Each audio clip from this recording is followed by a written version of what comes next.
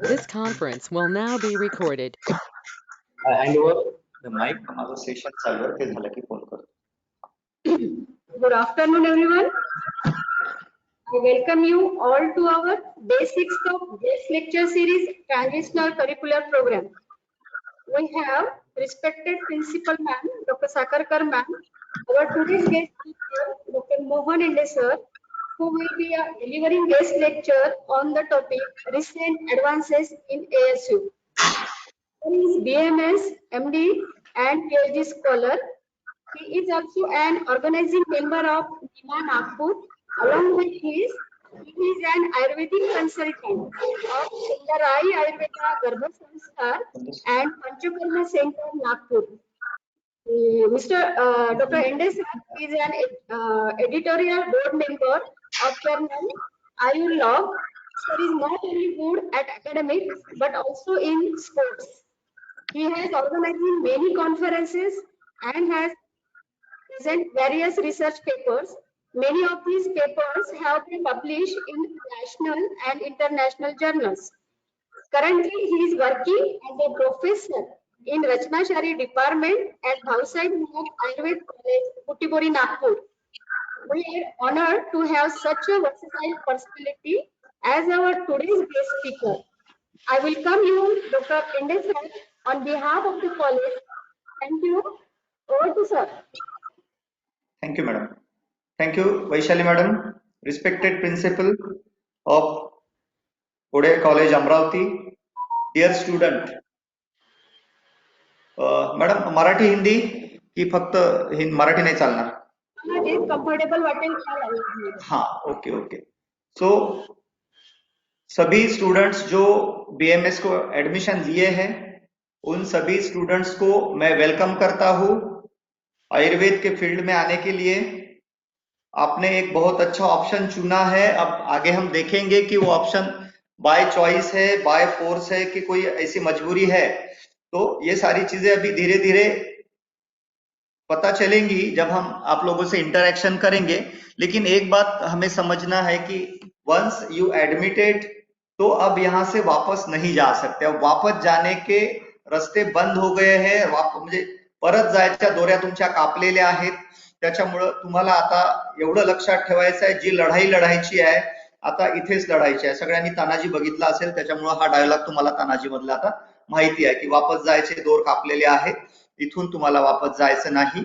म्हणून आता बीएमएस कोर्सला आले किंवा आयुर्वेदाच्या क्षेत्रात आलेले आहात, तर या क्षेत्रामध्येच चांगलं काम करणे, ऑनेस्टली अभ्यास करणे आणि स्वतःचं करिअर, पर्यायाने लाईफ तुम्हाला इथे तुमची तयार करायची. प्रोफेशनल कोर्सेसचा अर्थच प्रोफेशनल. आपण या कोर्सेस जे काही आहे, या कोर्सेसला व्यावसायिक कोर्सेस किंवा प्रोफेशनल कोर्सेस आपण याच्यासाठी म्हणतो की इथनं आपलं प्रोफेशन ठरतं किंवा इथनं आपलं करिअर ठरतं. म्हणून हा एक बीएमएस एक चांगला प्रोफेशनल कोर्स आहे. या कोर्सला ज्यांनी ऍडमिशन घेतलेली आहे त्या सर्वांचं, सर्व विद्यार्थ्यांचं मी अभिनंदन करतो. आणि या कोर्सला आमच्या आयुर्वेद क्षेत्रातर्फे किंवा आयुर्वेद फील्ड तर्फे तुमचं सगळ्यांचं स्वागत करतो. सो आजचा आपला विषय जो होता तो बीएमएस स्कोप अँड ऑपॉर्च्युनिटीज या संदर्भात आहे. काय रिसेंट सध्या ऍडव्हान्समेंट यात काय चालू आहे, ह्या सगळ्या गोष्टी आपण बघणार आहोत. सो आयुर्वेद, आता तुम्ही सगळे पहिल्यांदाच आयुर्वेदामध्ये ऍडमिशन घेतलेली आहे किंवा आयुर्वेद ज्यांच्या घरी कुणी आयुर्वेदाचा बॅकग्राऊंड असेल असे लोक जर सोडलं तर बाकी सगळ्यांना आयुर्वेदाविषयी एक थोडस मीथ आहे. ते आपण एक हत्ती आणि 4 आंधळे अशी जी एक तुम्ही लहानपणी कथा ऐकली असेल की प्रत्येकाला हत्ती, ज्याला ज्या आंधळ्याला जसं फील झालं त्यांनी तसा हत्ती असतो. कुणाला सुपासारखा, कुणाला खांबासारखा, कुणाला दोरीसारखा असा दिसला. तर असंच आयुर्वेदच्या विषयी जे काही आयुर्वेदाविषयी बऱ्याचशा मिथ्स आहेत. तुम्ही कदाचित रस्त्याने जाताना हे जे खानदानी दवाखाने बघितले असेल तर हे म्हणजे आयुर्वेद का, बऱ्याच जणांना वाटतं. किंवा खूप ठिकाणी फोटो बघितलेले असतील ज्याच्यामध्ये एक दाढीवाले, एक साधू भगवे कपडे घातलेले, ते म्हणजे आयुर्वेद. किंवा मग किंवा मग कदाचित तुम्ही असं इमॅजिन करू शकता की आयुर्वेद कॉलेजमध्ये असणारे सगळे दाढी वाढवलेले साधू असतात की काय, असं वगैरे काही नसतं. ते हे आयुर्वेदाविषयी बरेचसे तुम्हाला मिथ्स तुम्ही एक छोटस एक बघितलं असेल. तर त्यात अजून मिसकन्सेप्ट आयुर्वेदाविषयी आहे की आयुर्वेद म्हणजे फक्त जडीबुटीची चिकित्सा आहे का, किंवा आयुर्वेदाविषयी म्हणजे आयुर्वेद म्हणजे फक्त नाडीची चिकित्सा आहे की नाडी बघून रोग ओळखणे. किंवा पंचकर्म किंवा मसाज थेरपी. खूप ठिकाणी म्हणतो की आयुर्वेद म्हणजे पंचकर्म आहे, मसाज थेरपी आहे, किंवा बऱ्याच जणांनी हे ऐकलं असेल की आयुर्वेद म्हणजे केवळ खूप हळू काम करणारं एक औषधी पद्धती आहे की ज्याच्यामध्ये खूप स्लो ऍक्टिंग ड्रग्स असतात किंवा स्लो ऍक्टिंग ट्रीटमेंट असते. तर हे सगळे खूप साऱ्या मिसकन्सेप्ट आयुर्वेदाविषयी तुमच्या मनात असू शकतात किंवा असतील, स्वाभाविक आहे, त्या सगळीकडे असतातही. सो आयुर्वेद वास्तविकता तसं नाही. आज आयुर्वेदाची रियालिटी जर आपण बघितली तर आयुर्वेदाची रियालिटी बरीच वेगळी आहे. आपण या ठिकाणी स्लाइड्स मध्ये जर बघत असाल तर ही जी बिल्डिंग आहे ही building all India Ayurveda institute दिल्लीची आहे, जी एम्स जे आहे all India institute of medical sciences त्याच्या बरोबरीनं काम करत आहे. आयुर्वेदामध्ये हे आपण बघतोय हे पतंजलीची रिसर्च लॅब आहे. आयुर्वेदाच्या औषधी आज स्मार्ट झालेल्या आहेत. आयुर्वेदाच्या कॉलेजेसच्या लायब्ररीज किंवा कॉलेजेस हे एकदम ऍडव्हान्स मॅनेजमेंट कॉलेज सारखे बरेच आयुर्वेद कॉलेजेस आज आधुनिक सर्व सोयी सुविधांनी सुसज्ज आहेत. प्रत्येक जो आयुर्वेद प्रॅक्टिशनर आहे त्या आयुर्वेद प्रॅक्टिशनर सुद्धा आज स्वतःला एक ऍडव्हान्स सिस्टीम मध्ये काम करणारा आहे. प्रत्येकाच्या वेबसाईट आहेत. ठीक आहे, हे माझ्याच क्लिनिकचे एक छोटंसं टाकलेलं आहे. तर ह्या सगळ्या आपल्या वेबसाईट्सवर प्रत्येक जण काम करत आहे. ऍप बेस्ड वर्क होत आहे. ऑनलाईन पेशंटच्या ट्रीटमेंट्स आणि ऑनलाईन कन्सल्टेशन होत आहे. तर आयुर्वेदाची आजची जर रियालिटी किंवा आज आयुर्वेदाला वस्तुस्थितीमध्ये जर आपण बघायचं असेल आपल्याला तर पुष्कळ साऱ्या ऍडव्हान्समेंट आज आयुर्वेदात आहे. म्हणजे ज्या काही आधुनिक एज्युकेशनल किंवा प्रोफेशनल फील्ड्स आहेत त्या फील्ड्स मध्ये आज आयुर्वेद स्वतः एक रिसर्च आणि डेव्हलपमेंटच्या दृष्टीने जगामध्ये एक इस्टॅब्लिश्ड फॅकल्टी म्हणून आयुर्वेद ओळखल्या जात आहे.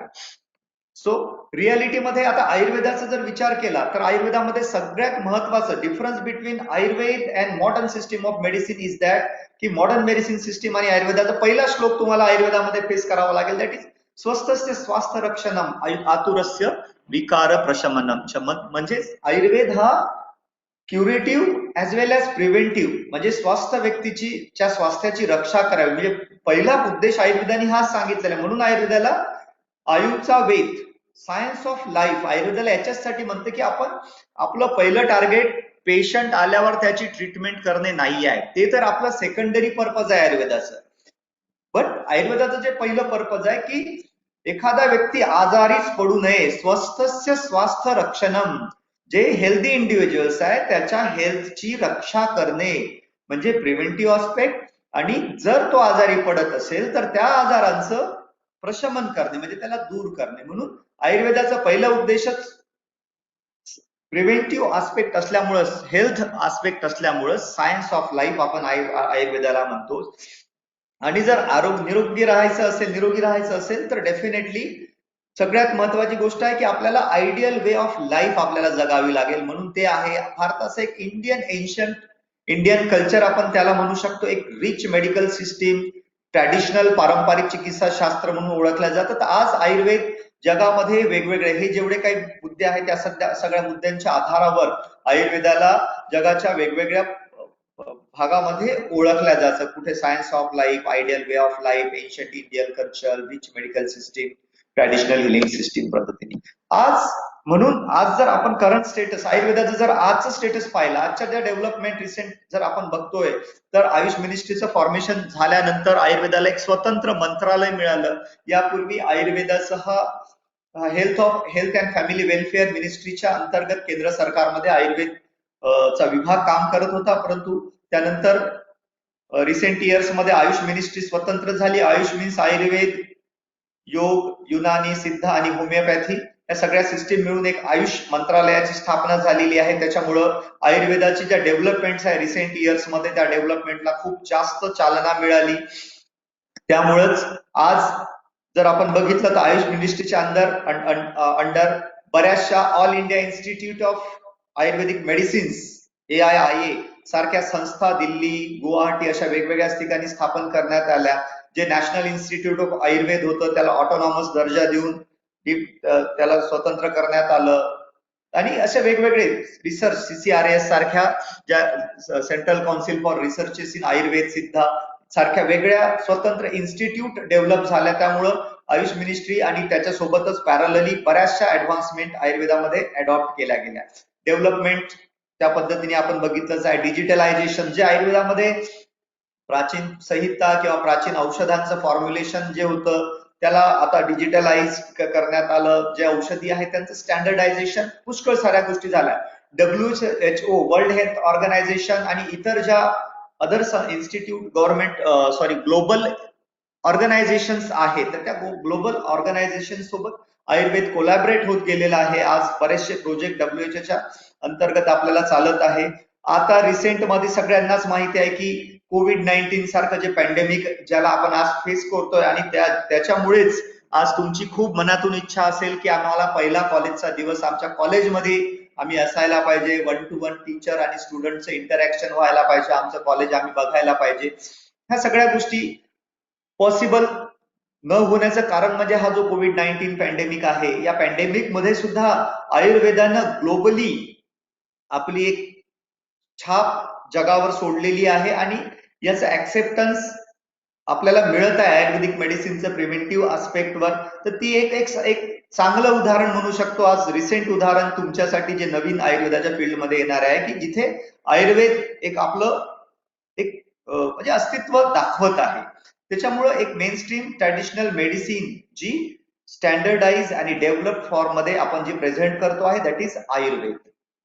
नाव तर हे सगळं बरंच काही आयुर्वेद म्हणजे पुष्कळ साऱ्या गोष्टी आयुर्वेदामध्ये आहे. तर व्हाय BMS? आता सगळ्यात पहिल्यांदा तुमच्या समोर हा प्रश्न असेल की BMS का घेतलं हा प्रश्न आता सगळ्यांना विचारावा लागेल. जेव्हा आपण प्रत्यक्ष भेटतो तेव्हा आम्ही पहिला प्रश्न विद्यार्थ्यांना प्रत्येकाला इंडिव्हिज्युअली हाच विचारतो की why you enter in Ayurveda field? तुम्ही BMS ला प्रवेश का घेतला? तर बऱ्याच जणांचे बरेच छान छान उत्तर असतात, काहींचे डिसअपॉइंटिंग उत्तर असतात, काहींपाशी त्याचं उत्तरच नसते. एनिवेज आपण 1-to-1 चर्चा क्वेश्चन आन्सर सेशन मध्ये घेऊ शकतो. परंतु हा सगळ्यात मोठा प्रश्न आहे की आयुर्वेदाला आपण का आलो किंवा आयुर्वेद का, व्हाय? तर याचे बरेच उत्तर आपल्याला मिळेल. आता ठीक आहे, तुम्ही पर्सनली का आले हा प्रश्नच नाही. आता परत जसं मी पहिले म्हटलं, परतीचे दोर कापलेले आहेत. आता इथून आयुर्वेद म्हणजे काय हे समजणं आणि त्याच्यावर विश्वास ठेवणं, सगळ्यात महत्वाची गोष्ट तीच आहे. अष्टांग हृदय नावाचा एक ग्रंथ आहे, त्याच्यामध्ये पहिलं सूत्र सांगितलेलं आहे की आयुर्वेदोपदेशेषु विधेय परमादरः, म्हणजे आयुर्वेदात जे सांगितलेले आहे त्या जेवढ्याच गोष्टी आहेत त्याला आदरपूर्वक किंवा मन लावून किंवा पूर्ण डिवोशननी जर ऐकाल तर ते आयुर्वेद तुम्हाला समजेल आणि तुम्ही समोर जाल. ठीक आहे. सो नाव व्हाय आयुर्वेद? नाव आता तुम्हाला सगळ्यात महत्वाची गोष्ट की तुम्ही आयुर्वेदाला आले तर आयुर्वेद का चांगला आहे ही गोष्ट समजणं आवश्यक आहे.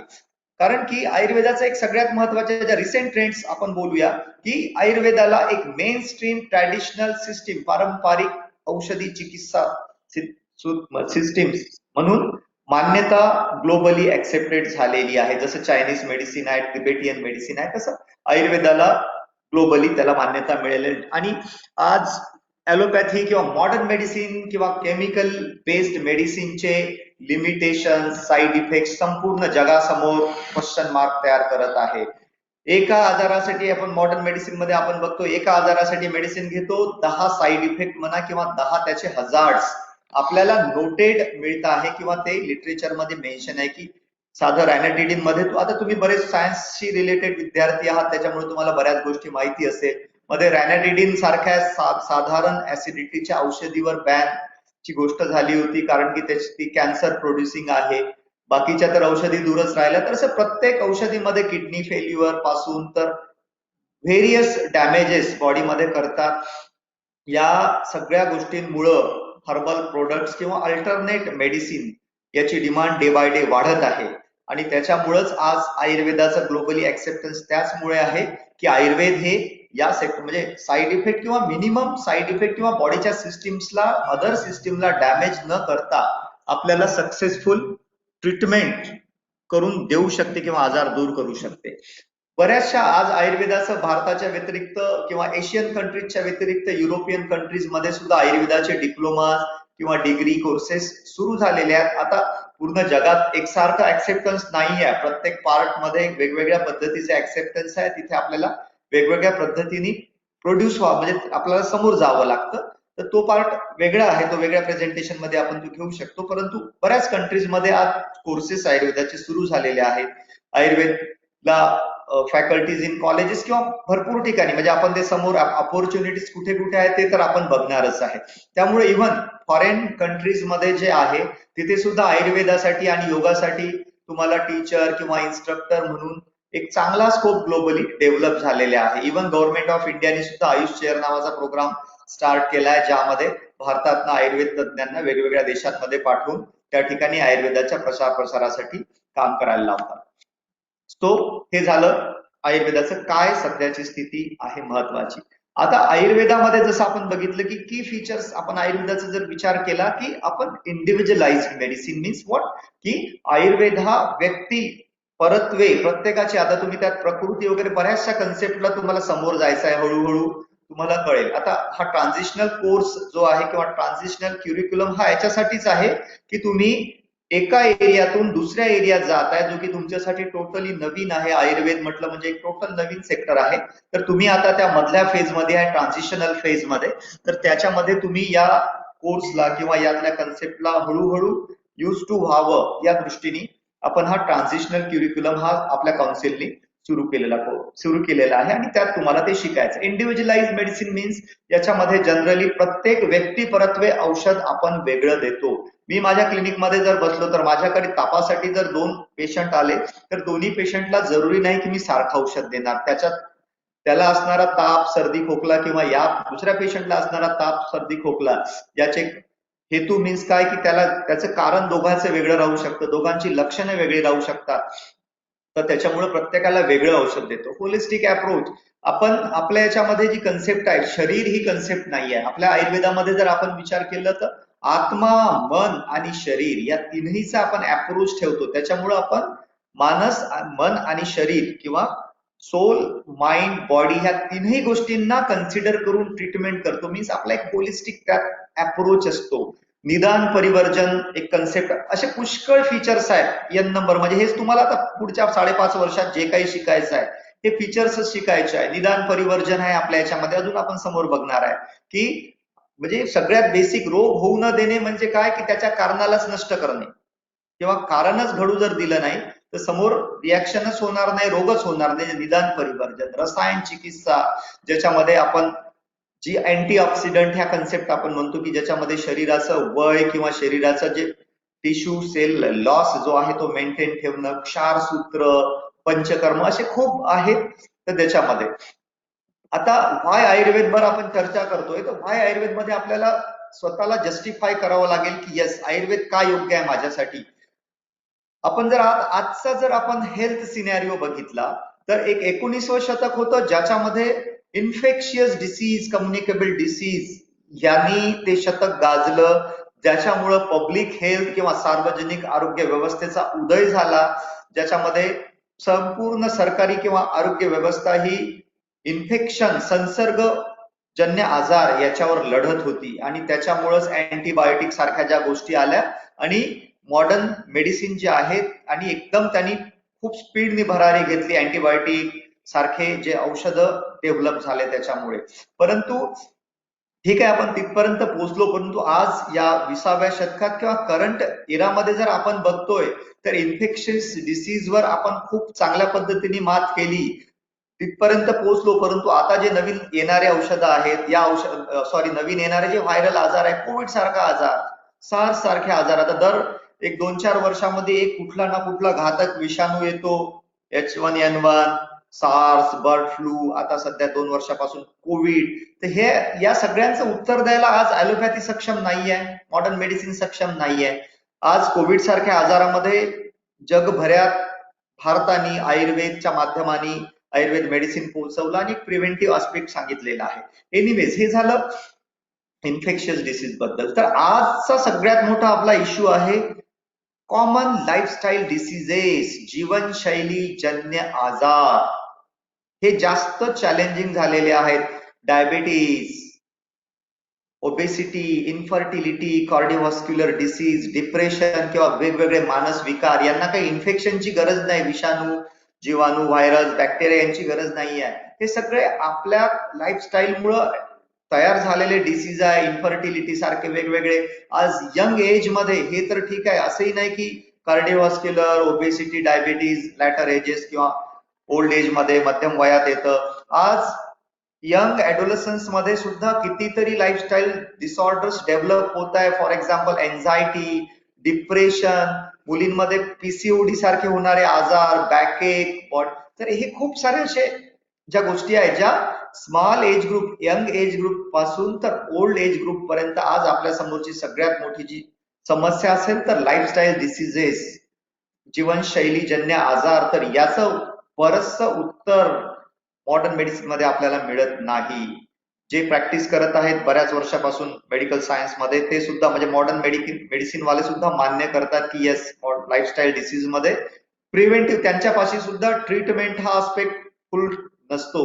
प्रिव्हेंट करणे किंवा त्याला प्रोग्राम करणे, मेंटेन करणे, तर हीच गोष्ट असते त्याच्या. आणि या सगळ्या गोष्टींचे बहुतेक उत्तर आपण आयुर्वेदामध्ये शोधू शकतो किंवा आयुर्वेदामध्ये आम्ही प्रॅक्टिस करतोय, जे आमचे आयुर्वेद प्रॅक्टिशनर्स आहे त्यांना या सगळ्या गोष्टींचे यशस्वी उत्तरं मिळालेली आहेत. आणि आज आपला आयुर्वेदिक प्रॅक्टिशनर या सगळ्या लाईफस्टाईल डिसीजवर सक्सेसफुली ट्रीटमेंट करत आहे. आता या सगळ्या गोष्टींचे आयुर्वेदामध्ये, आयुर्वेद म्हणजे फक्त मेडिसिन, सायन्स ऑफ मेडिसिन किंवा चिकित्सा शास्त्र नाही आहे. आयुर्वेद पुष्कळ, खूप सायन्स ऑफ लाईफ असल्यामुळे त्यात पुष्कळ साऱ्या गोष्टी आहेत ज्या आयुर्वेदाला अन्य सिस्टीम ऑफ मेडिसिन किंवा मॉडर्न मेडिसिनशी वेगळं सिद्ध करतात की येस, आयुर्वेद हा टोटली डिफरंट आहे. मॉडर्न मेडिसिन आणि आयुर्वेदाला आपण पॅरलली कम्पेअर नाही करू शकत. कारण आयुर्वेदामध्ये सगळ्यात पहिले जसं आपण आधी पाहिलं की फीचर्स मध्ये काय बघितलं होतं की आयुर्वेद हा निदान परिवर्जन म्हणजे रोग होऊच न देणे हा जर आपण टार्गेट घेऊन चालतो तर मग त्याच्यासाठी आपल्याला बऱ्याचशा गोष्टी आपल्याला आहेत डेली लाईफस्टाईल मध्ये. आज आपण म्हणजे सगळे यंग विद्यार्थी जे आहेत त्यांच्यासोबत तुमच्याकडे तर गेल्या 3-4 महिन्यात काहीच कामं नव्हते. नीटचा रिझल्ट लागल्यानंतर तुम्ही काय केलं, रात्रभर वेब सिरीज बघितल्या, 12 वाजेपर्यंत झोपलात, तर या सगळ्यांचा तुमच्या हेल्थवर परिणाम होतो. हे सगळं आयुर्वेद मग त्याला तिथून करेक्ट करते की तुम्हाला प्रॉब्लेम काय आहे हे महत्वाचं नाही, प्रॉब्लेम तुम्हाला का अराईज झाला, कुठून हा तुम्हाला प्रॉब्लेम आला, तिथून आयुर्वेद सुरू करतो. तर मग त्यामध्ये सोल्युशन्स काय, तर आयुर्वेदाने दिनचर्येसारखी गोष्ट सांगितलंय की तुमचं सकाळी उठण्यापासून तर रात्री झोपण्यापर्यंत डूज अँड डोंट्स कशा असाव्या, दिनचर्या तुमची कशी असावी. हेच नाही तर प्रत्येक ऋतूनुसार म्हणजे सीझन्स नुसार आयुर्वेदामध्ये 6 ऋतू आहे. म्हणजे भारतीय जे शास्त्र आहे, पंचांग शास्त्र आहे किंवा भारतीय शास्त्रामध्ये 6 ऋतू सांगितलेले आहेत. तर त्या 6 ऋतूनुसार तुमची दिनचर्या आणि त्याच्यासोबत पॅरलली त्या ऋतूमधली ऋतुचर्या कशी असावी ते सुद्धा सांगितलेलं आहे. कारण की अर्धे आजार आपल्याला तसेच होतात. हिवाळा आला की थंडीमुळे उत्पन्न होणारे आजार, उन्हाळा आला की उन्हामुळे उत्पन्न होणारे आजार, पावसाळ्यामध्ये पावसाच्या याच्यात वातव्याधींमध्ये मुळे उत्पन्न होणारे आजार, जसं वेगवेगळे आजार. आणि तुम्ही आता जेव्हा तुम्ही या क्षेत्रात याल तेव्हा तुम्ही ते फील कराल की येस, प्रत्येक गोष्टीसाठी म्हणजे तुमच्या खाण्यापिण्या किंवा एका ऍक्टिव्हिटीसाठी सीझननुसार किंवा ऋतूनुसार तुमच्या बॉडीची रिॲक्शन ही वेगळी असते. हे तुम्हाला आयुर्वेदामध्ये आल्यावर हळूहळू कळेल. त्याच्यामुळे आपण दिनचर्या, ऋतुचर्या या सगळ्या फॅक्टर्सच्या थ्रू आपण पेशंटला हेल्दी राहायसाठी सांगू शकते किंवा जे आजारी आलेले लोक आहेत त्यांना औषधासोबतच काही त्यांचं lifestyle correction, daily regime correction हे आपण दिलं तर त्यांचं औषधीपेक्षाही फास्ट याने काम होईल. दिनचर्या, ऋतुचर्या याच्यावर रिसेंट इयर्स मध्ये एक बायोलॉजिकल क्लॉकच्या संदर्भात एक नोबेल प्राइज मिळालेला आहे, हे तुम्ही कदाचित तुम्हाला माहिती असेल. डाएट प्लॅन आयुर्वेदामध्ये आहार, विहार, औषधी या सगळ्या गोष्टी येतात. म्हणजे आपण अजून औषधीपर्यंत पोहोचलोच नाही. औषधी न घेताच आजार आपण कुठपर्यंत दुरुस्त करू शकतो याचा मायन्यूट विचार आयुर्वेदामध्ये केलेला आहे. डाएट प्लॅन म्हणजे आहार विधी विधान. आयुर्वेदाने डिटेल आहाराचं वर्णन सांगितलेलं आहे. पथ्यापथ्य डिटेल सांगितलेलं आहे की कुठल्या आजारात काय खावं. आता तुम्ही म्हणाल की पथ्यापथ्य कशाला, सिंपल गोष्ट आहे. जर तुम्हाला सर्दी झाली तर ऑब्वियस आहे की तुम्ही फ्रीजचं थंड पाणी पिणार नाही. ताप येत असेल तर तुम्ही उन्हात फिरणार नाही. मीन्स हे सगळे पथ्यापथ्य छोट्या छोट्या गोष्टी आहेत. काय खावं काय नाही खावं, कारण की अर्ध औषध हे आपल्या आहारातच आहे. आयुर्वेदातल्या बऱ्याचशा ज्या औषधी आहे, ज्या आयुर्वेदाने औषधी म्हणून सांगितलेल्या त्या औषधी आपण इंडियन डाएट मध्ये किंवा आपल्या दैनंदिन आहाराचा भाग म्हणून त्या घेत असतो. त्याच्यामुळं डाएट, एखाद्या पेशंटला डाएट प्लॅनिंग प्रॉपर जर दिलं आपण तर तो सुद्धा त्यांनी अर्ध त्याचा आजार दूर होऊ शकतं. पंचकर्म आपल्याकडे आपली आयुर्वेदाची स्पेशालिटी आहे, ज्याच्यामध्ये शरीरात जर इम्प्युरिटी किंवा इम्बॅलेन्सिंग आपण म्हणू शकतो. इम्प्युरिटी तुम्हाला कळणार नाही सध्या. जर दोषांचं किंवा वेगवेगळ्या केमिकलचं जर इम्बॅलन्स झालं असेल, आता जे वातपित्त कफ आहे त्याला आता ते तुम्ही समोर जाल, थोडं कठीण आहे कन्सेप्ट, कळेल हळूहळू. तर आपण असे एक एक्झाम्पल आपण अज्युम करू की केमिकल एक सिस्टीम थोडीशी डिस्टर्ब जर झाली असेल, आपल्या त्या कुठल्या तरी पिक्चरच्या भाषेत केमिकल लोचा जर बॉडीमध्ये झाला असेल, तर त्याला बॅलन्सिंग करण्यासाठी किंवा त्याला शरीराच्या बाहेर ते हे करण्यासाठी, दोष किंवा एक्सेस गोष्टी बाहेर काढण्यासाठी पंचकर्मासारख्या प्रोसेस वापरल्या जातात. त्यातला मसाज किंवा अभ्यंग, मालिश हा एक फक्त एक पार्ट आहे. त्या मालिश सारख्या कितीतरी प्रक्रिया, नाकामध्ये औषध टाकणं, उलटी करून औषध देणं, ते ह्या वमन, विरेचन, स्वेदन, ब्लड लेटिंग, रक्तमोक्षण, लीच थेरपी, आज तसे तुम्ही मोबाईल किंवा स्मार्टफोनच्या माध्यमाने, गुगल, युट्यूबच्या माध्यमाने तुम्हाला बऱ्याच गोष्टी माहिती असतात. ब्लड लेटिंग किंवा लीच थेरपी, या सगळ्या गोष्टी बॉडी प्युरिफिकेशन मध्ये येतात, ज्या पंचकर्माच्या आहेत, ज्या आयुर्वेदाच्या एक वैशिष्ट्य आहे. आयुर्वेदाच्या कोर्समध्येच तुम्हाला योगा आणि प्राणायाम, आज ग्लोबल ऍक्सेप्टन्स आपण इतकं मिळालेलं आहे की सगळ्या धर्म मानणाऱ्या वेगवेगळ्या कंट्रीजनी सुद्धा योगाला अडॉप्ट केलेला आहे. तिथे कुठेही धर्म त्यांनी न आड आणता एवढा योग आज ग्लोबली पॉप्युलर झालेला आहे. तर तो सुद्धा एक आयुर्वेदाचा पार्ट म्हणून कन्सिडर होतो. तर योग प्राणायाम सारख्या ज्या टेक्निक, आज कोविड मध्ये मोठे मोठे केंद्रीय मंत्री योग, प्राणायाम आणि अल्टरनेटिव्ह मेडिसिनचं म्हणजे त्याचं कौतुक करत आहेत.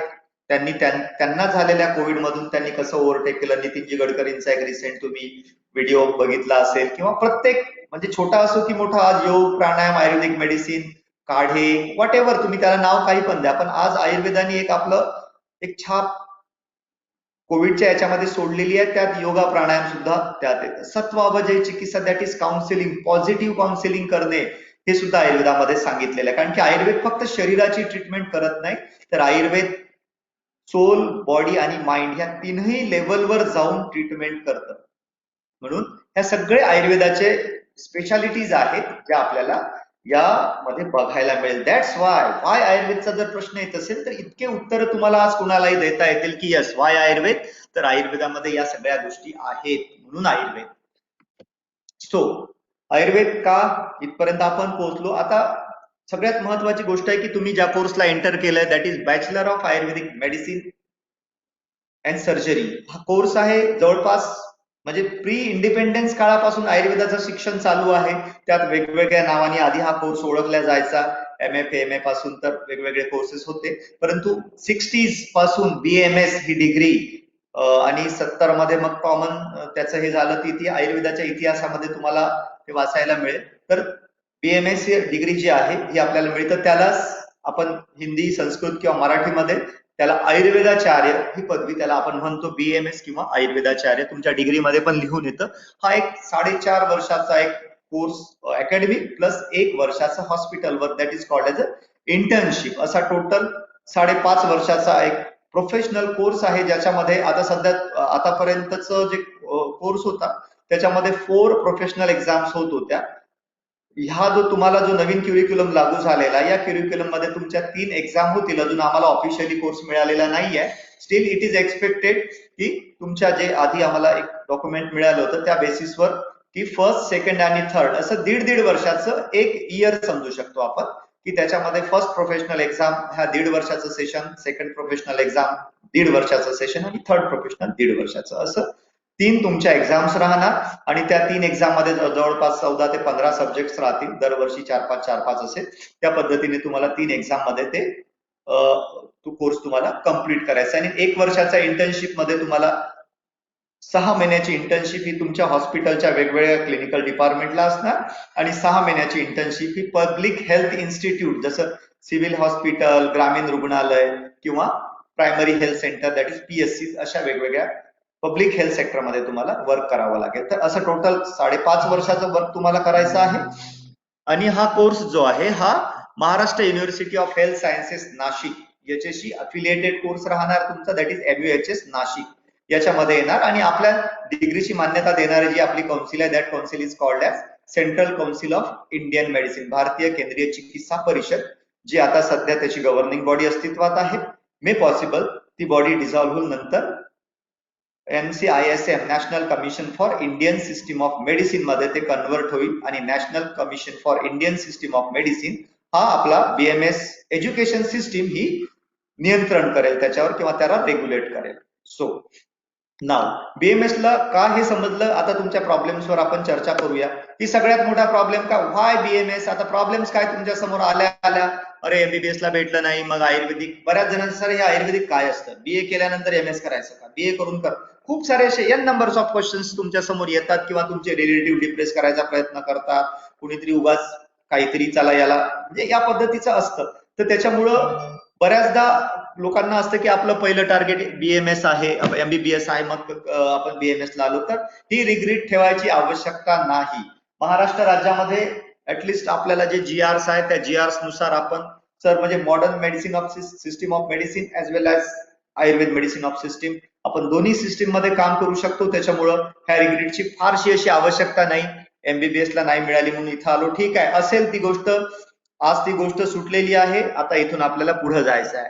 बऱ्याच जणांचे प्रश्न राहतील, whether medicines are effective or not. So या सगळ्या गोष्टींचं तुम्हाला थोडंसं वाटेल, परंतु त्याची काही अशी आवश्यकता नाही. आज आयुर्वेद सगळ्यांना माहित आहे. इथून 5-10 वर्ष आधी किंवा 5 वर्ष आधी थोडीशी अशी स्थिती जास्त होती की नाही आयुर्वेद मेडिसिन खरंच काम करतात का, मग काय आहे वगैरे वगैरे. परंतु आज या म्हणजे इन्फॉर्मेशन टेक्नॉलॉजीचं युग, फेसबुक, व्हॉट्सअप, सोशल मीडियाच्या युगामध्ये आयुर्वेद घरोघरी पोहोचलेला आहे, प्रत्येकाला माहिती झालेलं आहे. त्याच्यामुळं रिग्रेट मनातून काढून टाका. You are in a good course now.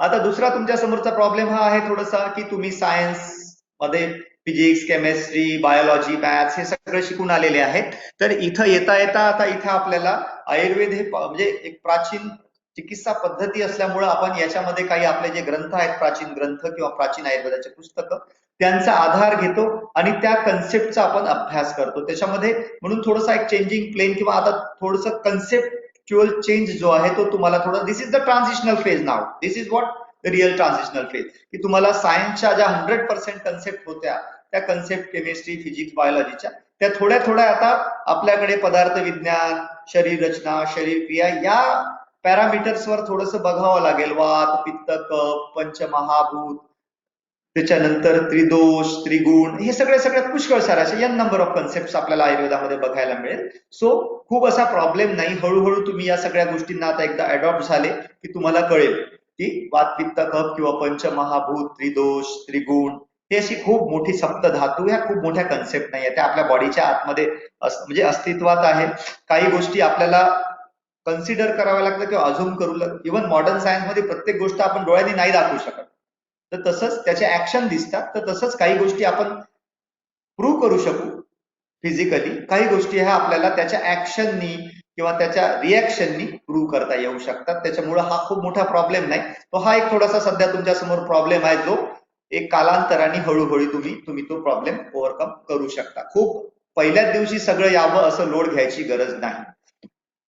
Lack of knowledge of Sanskrit हा तिसरा एक BMS कोर्सला येताना प्रॉब्लेम असतो. तर याचं पण खूप जास्त लोड घ्यायची गरज नाहीये. ज्यांचं संस्कृत होतं त्यांना थोडं इझी वाटतं, ज्यांचं संस्कृत नाही त्यांना थोडी मेहनत घेऊन संस्कृत शिकणं किंवा Sanskrit treat it as a language. Sanskrit म्हणजे काही संस्कृत आहे असं वेगळं नाही. आज तुम्ही जर्मनी, स्पॅनिश, चायनीज शिकण्यासाठी ऑनलाईन क्लासेस किंवा क्लासेस करतोय आपण. फॉरेन लँग्वेजेस मध्ये खूप आता एक डिमांड आली आहे फॉरेन लँग्वेज शिकण्याची. त्याच्यामुळे जस्ट लाईक अदर लँग्वेजेस आपण महाराष्ट्रात राहून मराठी शिकलो, मराठी येत असताना हिंदी आणि इंग्रजी जसं शिकलो किंवा आता अदर लँग्वेज जसं आपण कोर्सेस करून शिकतो, सेम लाईक संस्कृत. खूप संस्कृतचा हाईप करायची गरज नाहीये. BMS म्हणजे संस्कृत मध्ये पेपर सोडवायचे नाहीये. पेपर तुम्हाला हिंदी, मराठी, इंग्रजी, तुम्हाला जी लँग्वेज कम्फर्टेबल असेल त्या लँग्वेज मध्ये तुम्ही पेपर सोडवू शकता. संस्कृत मध्ये काही पेपर सोडवायचे नाही ना. आम्ही कॉलेजमध्ये तुमच्याशी संस्कृत मध्ये बोलणार, ठीक आहे. तुमच्या आपल्या ज्या कम्फर्टेबल लँग्वेज आहे हिंदी, मराठी, इंग्रजी त्याच्यामध्येच आपण इंटरॅक्ट करणार आहोत. त्याच्यामुळे संस्कृत मध्ये इथं आयुर्वेदाला आलो तर संस्कृत मध्ये बोलावं लागतं का, फक्त संस्कृत मध्ये असं वगैरे काही नाही. संस्कृत आपल्याला याच्यासाठी शिकायची आहे की जे प्राचीन ग्रंथ लिहिल्या गेलेले आहेत ते संस्कृत भाषेत होते आणि त्या सगळ्या ग्रंथांचे आपल्या आपल्या कम्फर्टेबल लँग्वेज मधले ट्रान्सलेशन्स अवेलेबल आहेत. आपले टेक्स्ट बुक हे हिंदी, मराठी, इंग्रजी भाषेमध्ये आहेत. त्याच्यामुळे सगळं संस्कृत आपल्याला शिकायचं किंवा बोलायचं नाहीये. फक्त संस्कृत भाषा याच्यासाठी आवश्यक आहे की मूळ ग्रंथांमध्ये काय म्हटलेलं आहे हे जोपर्यंत आपण संस्कृत मधून त्याला समजून घेणार नाही किंवा त्या कन्सेप्ट समजणार नाही तोवर ते आपल्याला थोडं अंडरस्टँडिंगला कठीण जातं. म्हणून संस्कृत शिकणं महत्वाचं आहे. परंतु आणि एक नवीन भाषा शिकायला मिळते, चांगली भाषा शिकायला मिळते. या पॉझिटिव्ह अप्रोचने जर तुम्ही संस्कृतला फेस केलं तर तुमच्या समोर संस्कृत हा मोठा प्रॉब्लेम राहणार नाही. आज प्रॉब्लेम परत डिमांड ऑफ सोसायटीमध्ये सुद्धा क्विक रिलीफ, कॉस्ट इफेक्टिव्हिटी, पॅलेटेबिलिटी या सगळ्या गोष्टी येतात. आयुर्वेदामध्ये पथ्यापथ्य आहेत का, हा एक प्रॉब्लेम असतो आपल्याला. पथ्यापथ्य ऑफकोर्स आहे, काही गोष्टी महत्वाच्या असतात. सिंपल एक उदाहरण तुम्हाला दिलं मी, पॅलेटेबिलिटी, काढे असतात आयुर्वेदामध्ये. हे सगळे चॅलेंजेस आहे. पण आता मॉडर्न जे आयुर्वेदाचं जे फार्मास्युटिकल सेक्टर आहे ते इतकं स्मार्टली वर्क करत आहेत, पुष्कळ त्याच्यामध्ये रिसर्च झालेले आहेत. म्हणून आयुर्वेदाच्या औषधी पण आता स्मार्ट बनलेल्या आहेत, ऍडव्हान्स बनलेल्या आहेत. त्याचे डोस, त्याचे फॉर्म्स हे वेगवेगळ्या पद्धतीने तयार होतात. त्याच्यामुळे पॅलेटेबिलिटीचा थोडासा इश्यू जरी असला तर चूर्ण खाताना ते कडू असतं, पण प्रत्येकच गोष्ट गोड जास्त खाल्ल्याने डायबिटीज होतो, मग कडू का नाही घ्यावं, मग डायबिटीज झाल्यावर कडू खायचं का आताच खायचं, वॉट एव्हर. तर असं आपण त्याचं एक्सप्लेनेशन ठेवू शकतो. पुष्कळ साऱ्या चूर्ण टॅबलेट्स मध्ये आले, काढ्यांना पण आपण सायरप्स मध्ये तयार केलं, तर खूप साऱ्या गोष्टी आपल्याला त्याच्यामध्ये तयार झालेल्या आहेत. कॉस्ट इफेक्टिव्हनेस नंतर बोलतो मी. कॉस्ट इफेक्टिव्हनेस, एक थोड्याशा आयुर्वेद औषधी महाग आहे. ऑफकोर्स महाग राहण्याचं कारण जर त्याच्यामध्ये सोनं, मोती, प्रवाळ्याच्या सारख्या जर औषधी टाकल्या, तर सुवर्ण भस्म आपण वापरतो, हिऱ्याचं भस्म राख करतो आणि त्याला वापरतो. सोनं सोनंच आहे ना, त्याची राख केली तरी सोन्याची राखही महागच राहणार. त्याच्यामुळे कॉस्ट इफेक्टिव्हनेसचा थोडा इश्यू आहे, पण तो सुद्धा. आणि क्विक रिलीफचं म्हणाल तर यस, मी प्रॅक्टिस करतोय आयुर्वेदाची, मी गॅरंटी देतो की यस, मला पेन मध्ये सुद्धा पेशंटला क्विक रिलीफ मिळतो. 2 दिवसात त्याला पेन त्याचं कमी होतं, आराम पडतो आणि लॉंग टर्म पर्यंत आराम पडतो. ज्या केसेसमध्ये स्पाईनचे सर्जरीज सांगितलेल्या आहेत, जॉईंट रिप्लेसमेंट सर्जरीज सांगितलेल्या, अशा पेशंटला knee replacement, heap joint replacement किंवा स्पाईनच्या सर्जरीज याच्यामध्ये सुद्धा आयुर्वेदिक ट्रीटमेंटनी आराम पडतो, मॉडर्न मेडिसिन पेक्षाही चांगला आणि लॉंग टर्म, ज्याच्यामुळे त्यांची, हे मी गॅरंटेड सांगतो कारण की हे मी स्वतः प्रॅक्टिस करतो त्या सगळ्या गोष्टींची. सो सोसायटीची डिमांड आता बदलत आहे. एखाद्या गोष्टीसाठी क्विक रिलीफसाठी एखादी गोष्ट म्हणजे ॲलोपॅथिक देऊ शकतो, परंतु आयुर्वेदाने जो रिझल्ट मिळतो तो लॉंग टर्म मिळतो. त्याच्यामुळे quick and long term reliable without harm effect पाहिजे असेल तर आज सोसायटी सुद्धा आयुर्वेद मेडिसिन डिमांड करतात. हे 100%. पेशंटला जर म्हटलं तापासाठी ॲलोपॅथिकची पॅरासिटामॉल देऊ का, तर सर ती नको, तुमच्याकडलं द्या. पेशंट आज स्वतःहून आपल्याला सांगतो. सो ही गोष्ट आपल्यासाठी खूप पॉझिटिव्ह आहे. सो इथपर्यंत आपण आता तुमच्या प्रॉब्लेम्स, आय होप की तुमच्या मनात जे आयुर्वेदाविषयी विचार असतील, की डाऊट्स असतील, त्या डाऊट्स थोड्या थोड्या क्लिअर झाल्या असतील. आपण इंटरॅक्शन मध्ये, क्वेश्चन आन्सर मध्ये थोडंसं त्या चर्चा पण करू. Now just move ahead towards opportunities.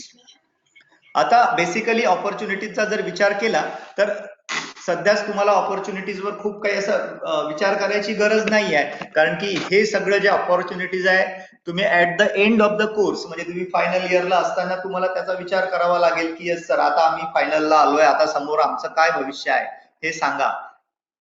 हे जरी असलं तरी आज, परंतु तुम्हाला आज जर हे माहित असेल की यस बीएमएस लावून आपलं भविष्य काय आहे, तर तुमचा कॉन्फिडन्स डेफिनेटली चांगला राहील आणि तुम्ही स्वतःवर विश्वास ठेवाल. पर्यायानं तुमची डिग्री जर तुम्हाला कॉन्फिडन्स देत असेल तर तुम्ही स्वतःवर कॉन्फिडेंटली विश्वास ठेवू शकता.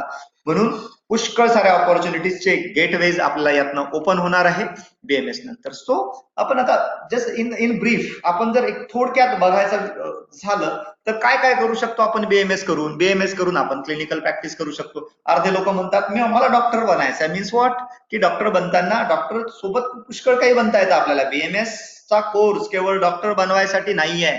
बीएमएस करून तुम्ही डॉक्टरच्या व्यतिरिक्त किंवा डॉक्टरच्या सोबत पुष्कळ काही बनवू शकता.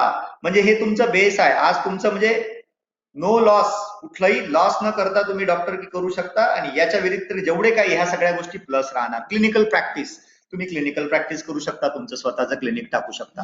80% पोरांचं टार्गेट मला डॉक्टर बनायचं आहे, मग दवाखाना टाकायचा. Okay, you can.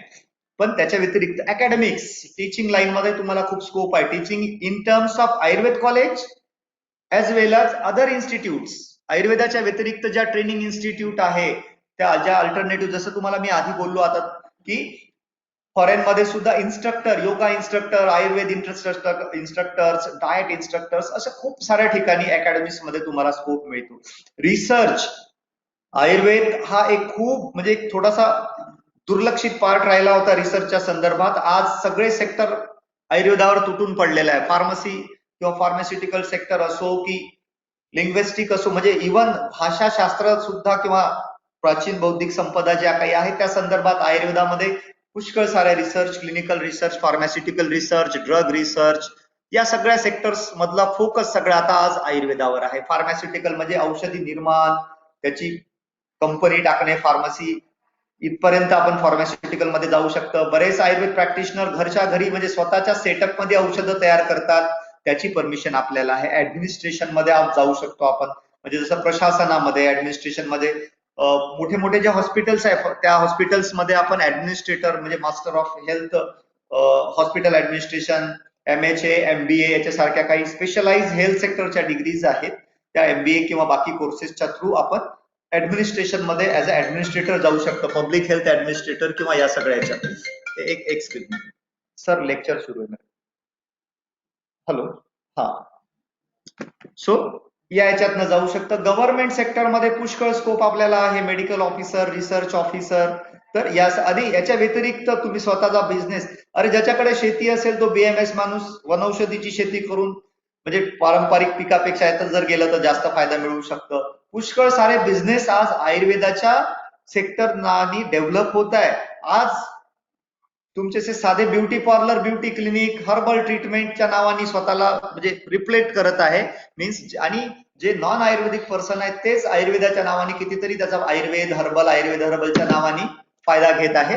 तो तुम्हाला पुष्कळ सारा स्कोप त्यातनं मिळू शकते. तो 1 बाय 1 आपण याच्यामध्ये थोडस शॉर्ट मध्ये बघूया.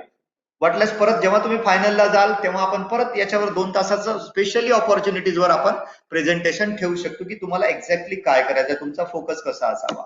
प्रॅक्टिस, आता आपण त्यातला पहिला मुद्दा घेऊया, प्रॅक्टिस. प्रॅक्टिस कशी करायची, कुठे करायची, सॅच्युरेशन आहे का? बिलकुल सॅच्युरेशन नाहीये आज प्रॅक्टिस मध्ये. आज भारताचं हेल्थ स्टेटस जर पाहिलं तर भारतात म्हणजे कितीतरी डॉक्टरची कमी म्हणून मेडिकल कॉलेजेस जिल्ह्यात जिल्ह्यात उभारा इथपर्यंत चाललं, त्याच्यामुळे सॅच्युरेशन डेफिनेटली नाहीये.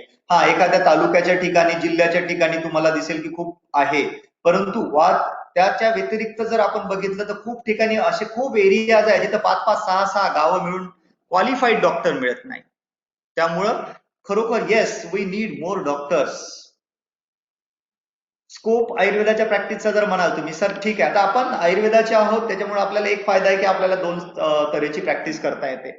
मॉडर्न प्रॅक्टिसला पण आपण करू शकतो, ॲलोपॅथिक प्रॅक्टिस ॲज वेल ॲज आयुर्वेदिक प्रॅक्टिस. तर आता स्कोपचा जर विचार केला आपण, आता हा प्रश्न तुम्ही विचाराल की सर आयुर्वेदिक प्रॅक्टिसला स्कोप आहे की? येस, छोट्या आज एक 5,000-6,000 गावाच्या वस्तीमध्ये, गावांमध्ये छोट्या पॉप्युलेशनच्या आपले लोक प्युअर आयुर्वेद प्रॅक्टिस करतात. म्हणजे आम्ही नागपूर सारख्या ठिकाणी राहतो तर आम्हाला बिलीव्ह होत नाही की येस एवढ्याशा गावात तू कसं काय आयुर्वेदिक प्रॅक्टिस चालवत नाही. सर माझी शुद्ध आयुर्वेदिक. काल परवाच मला एका जुन्या स्टुडंटचा फोन आला होता, तर त्यांनी सांगितले की सर मी माझ्या गावात शुद्ध आयुर्वेदिक प्रॅक्टिस करतो, general practice. Ayurveda as a GP, खूप मोठा सेटअप लागत नाही आयुर्वेदिक GP करायला. जनरल प्रॅक्टिस सारखा आयुर्वेद प्रॅक्टिस करतो आणि मी चांगलं प्रॅक्टिस करत आहे. तो आज मोठ्या शहरापासून म्हणजे मेट्रोज पासून डिस्ट्रिक्ट पर्यंत आलो, डिस्ट्रिक्ट पासून तर तालुका, सर्कल, तर आज छोट्या गावात सुद्धा आयुर्वेद प्रॅक्टिस सक्सेसफुली चालू शकते. तुम्ही इंटिग्रेटेड प्रॅक्टिस करू शकता. आपल्यापाशी हा सगळ्यात मोठा म्हणजे ऍडव्हान्टेज आहे आयुर्वेद शिकण्याचा की we can work as a integrated practitioner. Integrated practitioner means आपण आयुर्वेद आणि मॉडर्न प्रॅक्टिस ह्या दोन्ही गोष्टी पॅरलली यूज करू शकतो. असं नाही म्हणजे मी आता आयुर्वेदवर भाषण देतोय असं म्हणत नाही की सगळ्या गोष्टी आयुर्वेदात आहे आणि सगळं आयुर्वेदाने माणूस पूर्ण ठीक होईल, असं नाही. डेफिनेटली जसं आयुर्वेदामध्ये बऱ्याच गोष्टींमध्ये लिमिटेशन्स आहेत, बऱ्याच गोष्टींमध्ये ऍडव्हान्समेंट त्याच्यामध्ये ऍडव्हान्टेजेस आहेत. सेम वे मॉडर्न मेडिसिनचं पण तसंच आहे. प्रत्येक गोष्टीत ॲलोपॅथिक मेडिसिन 100% सक्सेसफुल किंवा खूप चांगली आहे असं नाही. मॉडर्न मेडिसिनचे सुद्धा खूप ठिकाणी रिस्ट्रिक्शन्स किंवा लिमिटेशन्स आहेत, तर त्या लिमिटेशन्स मध्ये आपण आपलं आयुर्वेद आणि आयुर्वेदाच्या लिमिटेशन्स मध्ये मॉडर्न प्रॅक्टिस, तर असं दोन्हीचं जर इंटिग्रेशन करून आपण प्रॅक्टिस केली तर आपल्यासारखी सक्सेसफुल प्रॅक्टिस कोणीच करू शकणार नाही. ठीक आहे, तर ह्या सगळ्या गोष्टी असतात. जस्ट टू रेफर म्हणजे आपला रोल काय. बऱ्याच जणांना हा प्रश्न पडतो आता की आता हे प्रश्न तुम्हाला आता नाही पडणार डेफिनेटली. आता हे जे this presentation was basically focus to the intern student, पण एनिवेज तर यातले काही प्रश्न तुम्हाला नंतर पडतील की आपला काय काम आहे, रेफर करणं काम आहे का, रुरल ग्रामीण भागातच काम करायचं का आपण, असं काही नाही. जनरल प्रॅक्टिशनर तुम्हाला आता सांगितलं की बी आर इंटिग्रेटेड जनरल प्रॅक्टिशनर. जर तुम्हाला प्युअर आयुर्वेद करायचं नसेल तर इंटिग्रेटेड बना. आयुर्वेदातल्या चांगल्या गोष्टी मॉडर्न साठी वापरा, मॉडर्नच्या चांगल्या गोष्टी आयुर्वेदासाठी वापरा. अल्टिमेट गोल काय आपला? पेशंट ठीक झाला पाहिजे. पेशंटला तुमच्याकडे आला तर पेशंटला त्याला पॅथीशी काही घेणं देणं नसतं. त्याला आजार दूर झाला पाहिजे, त्याला साईड इफेक्ट व्हायला नको, त्याला लॉंग टर्म रिलीफ मिळायला पाहिजे. एक सिंपल गोष्ट आहे. पेन किलर, एखादं वाताचा जॉईंट पेनचा पेशंट असेल, एखादी म्हातारा पेशंट, त्याला आपल्याला तुम्हाला माहिती आहे की याला लॉंग टर्म आयुर्वेदिक अलोपॅथिक पेन किलर दिले तर त्याला गॅस्ट्रायटिस होऊ शकतो, ब्लिडिंग होऊ शकते त्याला. मग त्याला काही दिवस त्याचा इमिडिएट पेन कमी करण्यासाठी 2-4 दिवसासाठी आपण मॉडर्न पेन किलर देऊन पॅरलली आयुर्वेदिक आपल्या आयुर्वेदातले वातनाशक औषधं दिले तर त्या पेशंटला लॉंग टर्म पर्यंत आजार पण त्याचा दूर होईल. भलाही त्याचा औषधी बंद करायचं काम नाही पडणार, परंतु आयुर्वेद औषधं जर तो घेत राहील तर त्याला गॅस्ट्रायटिस किंवा ब्लिडिंग, जीआय ब्लिडिंग याच्यासारखे साईड इफेक्ट तर होणार नाही. त्याच्या बाकी जे हजार्ड साईड सिस्टमिक फेल्युअर वगैरे ह्या सगळ्या गोष्टी तर होणार नाही. तुमच्या पेशंटची सेफ्टी त्यात राहणार आणि औषधं पण त्याला लॉंग टर्म चालू राहणार. ही गोष्ट आहे. मग दुसरी गोष्ट, ऑफकोर्स प्रत्येकाच्या नॉलेजला लिमिटेशन्स असतात. त्याच्यामुळे आपण फक्त आला पेशंट याला पाठव त्याला पाठव अशी गरज नाही. तुम्ही तुमचं नॉलेज वाढवा. जितकं तुमच्या नॉलेजची लेवल वाढेल तेवढा तुमचा कॉन्फिडन्स, म्हणजे तुमच्या सगळ्यात पहिला जर तुमच्या डिग्रीवर विश्वास असेल तर तुम्ही त्या सिलेबसचा अभ्यास करणार, त्या पॉइंटचा अभ्यास करणार. आणि जर तुम्ही त्या पॉइंटचा अभ्यास केला तर डेफिनेटली तुमचा कॉन्फिडन्स वाढेल. जर तुमचा कॉन्फिडन्स वाढला तर डेफिनेटली तुम्ही पेशंटला ट्रीट करताना, आज जर आपण विचार केला तर आज आपले बीएमएस ग्रॅज्युएट्स मोठमोठे जे हॉस्पिटल्स आहेत, 5 star hospitals, multi speciality hospitals, त्या ठिकाणी आरएमओ कन्सल्टंट म्हणून आपले लोक काम करतायत आहे. तर त्यांच्या नॉलेजला त्यांचा जो तिथला जो डीएम जरी असेल शिकलेला, एमडी डीएम डॉक्टर, तोही चॅलेंज करत नाही, कारण की त्या माणसांनी तेवढी मेहनत घेऊन, ह्या बीएमएस माणसांनी मेहनत घेऊन तो त्या लेवल पर्यंत नॉलेज ठेवतो की त्याला मॉडर्नचा एक्सपर्ट सुद्धा चॅलेंज करत नाही. तर हा कॉन्फिडन्स आपल्याला डेव्हलप करायचा आहे. तो तेव्हाच डेव्हलप होईल जेव्हा आपण अभ्यास करू. अभ्यास तेव्हाच होईल जेव्हा तुम्हाला कॉन्फिडन्स राहील की या बीएमएस मध्ये काहीतरी आपल्याला लाईफ बनवणारा आहे. ग्रामीण भागात प्रॅक्टिस केली पाहिजे असं जरुरी नाही, पण ग्रामीण भागात प्रॅक्टिस करणं काही वाईट नाही आहे. जर तुम्हाला वाटत आहे की ग्रामीण भागात प्रॅक्टिस करून त्या लोकांचं भलं करता येत असेल, सगळे शहरात आले तर गावात कोण जाईल हा प्रश्न येतो. पण असं जरुरी नाही. तुम्ही रुरल मध्ये प्रॅक्टिस करा की सिटीज मध्ये प्रॅक्टिस करा, तर त्याच्यामध्ये तुमचं सक्सेस मिळणारच. लाईफस्टाईल डिसीजेस वाढत आहे, लोकांचा आयुर्वेदाविषयीचा अवेअरनेस, आज गावागावात आयुर्वेदिक औषधं मागतात आहे. पहिले गावातले लोक, म्हणजे आमच्या लहानपणीचा म्हणा किंवा यंग एज पर्यंतचा काळ मी पाहिलेला आहे की प्रत्येक जण डॉक्टर इंजेक्शन द्या, डॉक्टर साहेब इंजेक्शन द्या. आज इंजेक्शन नाही मागत लोक, आज औषधं घेतात, सोबत म्हणतात की काही आयुर्वेदिकचं द्या, काढा द्या एखादी. सो ही अवेअरनेस कॉमन पॉप्युलेशन मध्ये आलेली आहे, मग ती गावातल्या असो की शहरातल्या असो. त्याच्यामुळे तुम्हाला खूप चांगलं काम आहे. सेकंडरी जॉब एखाद्या हॉस्पिटलमध्ये, आज सेकंडरी जॉब इव्हन आपण मॉडर्न प्रॅक्टिस हॉस्पिटलमध्ये जरी जॉब करतो तरी आज लाखाच्या वरचा पगार घेणारे बरेच जे बीएमएस डॉक्टर्स आहेत मोठ्या हॉस्पिटलचे, ते माझ्या म्हणजे नावं सांगू शकतो मी त्यांचे, की जे लाखाच्या वरचा, 1,00,000, 1.5 लाख, 2 लाख म्हणजे एमबीबीएस कन्सल्टंट एवढा पगार घेणारे बीएमएस डॉक्टर्स आहेत हॉस्पिटल्समध्ये. हार्टच्या सर्जरीज असो, जॉईंट रिप्लेसमेंट सर्जरी, ट्रान्सप्लांट याच्यामध्ये असिस्ट करणारे लोक आपले आहेत. नागपूर सारख्या, नागपूर तर काय पुणे मुंबई तर दूर राहिलं, नागपूर किंवा छोट्या सिटीज मध्ये आज मोठ्या हॉस्पिटल्समध्ये मॉडर्न स्पेशालिस्टच्या खांद्याला खांद्या लावून आपले लोक काम करतात. त्याच्यामुळं ऍज अ प्रॅक्टिशनर किंवा ऍज अ डॉक्टर सुद्धा आपला रोल खूप मोठा आहे. हा, आता सगळ्यात महत्वाचं की तुम्हाला आता हे तर जनरल प्रॅक्टिशनर, जनरल हा शब्दातून हटून स्पेशालिस्ट म्हणून जर बनायचं असेल तर डेफिनेटली तुम्हाला काहीतरी स्वतःच एक रिअर डॉक्टर बनायचं असेल, तुम्हाला म्हणजे मला वेगळं बनायचं असेल, so you have to find some different things in you. So तुम्हाला नॉलेज बेस वाढवावं लागेल, क्लिनिकल एक्सपिरियन्स वाढवावं लागेल, समथिंग इनोव्हेटिव्ह. नेहमी विचार करत राहायला पाहिजे की हे काय ते. म्हणून संस्कृत शिकायचं आहे की जर समजा संस्कृतचा श्लोक आचार्य चरकांनी लिहिला असेल, तो मी ट्रान्सलेट करून माझ्या पुस्तकात लिहिला, जरुरी नाही मी लिहिलं ते चरकांना अपेक्षित आहे. तुम्ही तुमच्या डोक्याने विचार केला, संस्कृत अभ्यास केला, त्या श्लोकातनं तुम्हाला वेगळा अर्थ पण मिळू शकतो.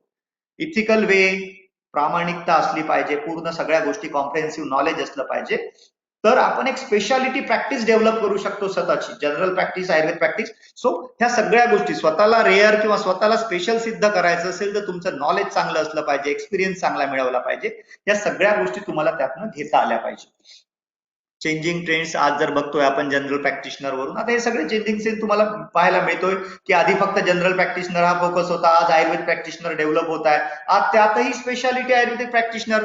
मी प्रॅक्टिस करतो, माझ्या क्लिनिकचं नावच गर्भसंस्कार क्लिनिक आहे.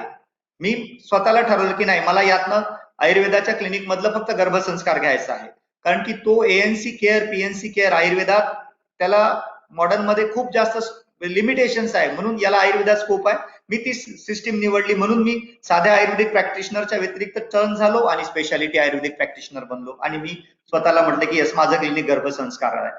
Spine clinic, Ayurveda spine clinic, मणक्याच्या आजारांसाठी स्पाइन स्पेशालिस्ट आयुर्वेदाचे आहेत. हेअर स्पेशालिस्ट आहेत, केश आयुर्वेद नावाचं डॉक्टर पाटणकर आहेत पुण्याचे, त्यांचं केश आयुर्वेद नावाचं फर्म आहे. 110 देशांमध्ये त्यांचे क्लिनिक्स आहेत. किती? 110 टोटल ग्लोबली, प्रत्येक ठिकाणी त्यांचं सेंटर आहे. तर हे आपल्याला शिकता आलं पाहिजे. स्पेशालिटी केसांवर केश आयुर्वेद आहे. तुम्ही कशाची, तुम्हाला आताच उदाहरण दिलं की ब्युटी पार्लरवर जर साधी ते ब्युटी कोर्स केलेला 2 महिन्याचा, ती ब्युटी क्लिनिक लिहू शकते. जर तुम्ही एखाद्याने ठरवलं की यस मला आयुर्वेद ब्युटी क्लिनिक चालवायचं, तर तुम्ही स्पेशालिटी क्लिनिक चालवू शकता. जॉईंट स्पेशालिस्ट आहे आयुर्वेदामध्ये, मानस रोग तज्ञ, हे सगळं चालू शकतं. आयुर्वेदाचं हॉस्पिटल टाकू शकता स्वतःचं. इव्हन 4 डॉक्टर आयुर्वेदाचे एकत्र झाले तर multi speciality Ayurveda hospital, Ayurveda surgery वेगळं, आयुर्वेदाचं ऑप्थॅल्म वेगळं, आयुर्वेदाचं ENT वेगळं, सगळ्या स्पेशालिटीचा तुम्ही मल्टी स्पेशालिटी सेटअप तुम्ही टाकू शकता. तर हे सगळे ट्रेंड्स आज चेंजिंग आहे. हे झालं सगळं प्रॅक्टिसच्या संदर्भात. सो तुम्हाला जर एक चांगला डॉक्टर बनायचं असेल तर तुम्हाला अक्वायर स्किल, तुम्हाला मेडिकल स्किल, आयुर्वेद, मॉडर्न, या सगळ्यांचं नॉलेज वाढवावं लागेल. सॉफ्ट स्किल तुम्हाला स्वतःला डेव्हलप करावं लागेल. काळानुरूप laptop, computers, app, social media सगळ्यांना अडॉप्ट करावं लागेल. इन्स्पिरेशन, परस्पिरेशन, या सगळ्या गोष्टी महत्वाच्या आहे. तुम्हाला सगळ्यात पहिल्यांदा तुम्ही तुमच्या इन्स्टिट्यूट, तुमचे टीचर्स ह्यांच्याकडून तुम्हाला इन्स्पिरेशन मिळणं खूप आवश्यक आहे.